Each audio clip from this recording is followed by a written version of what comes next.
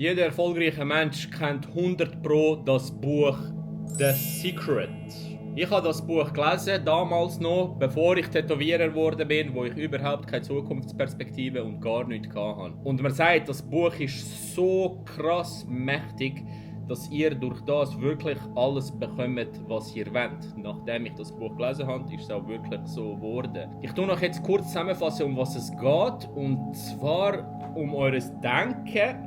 Wenn ihr etwas wünscht, dass ihr euch das so vorstellt, dass ihr das Gefühl entwickelt, als ob ihr das schon habt. Und so hat das Universum keine andere Wahl, als euch das geben. Also immer erst visualisieren und dann manifestieren das Ganze. Und es wirkt tatsächlich, meine lieben Leute. Aber hört mal, was ich in der Bibel entdeckt habe, was für ein Vers. Darum sage ich euch, alles worum ihr im Gebet bittet, glaubt, dass ihr es bereits empfangen habt, dann wird es euch zuteil werden. Markus 11,24.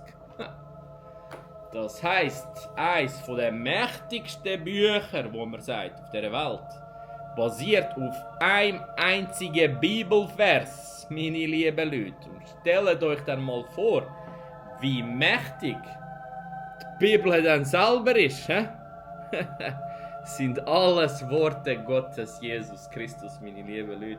Ich kann es euch nur wärmstens empfehlen.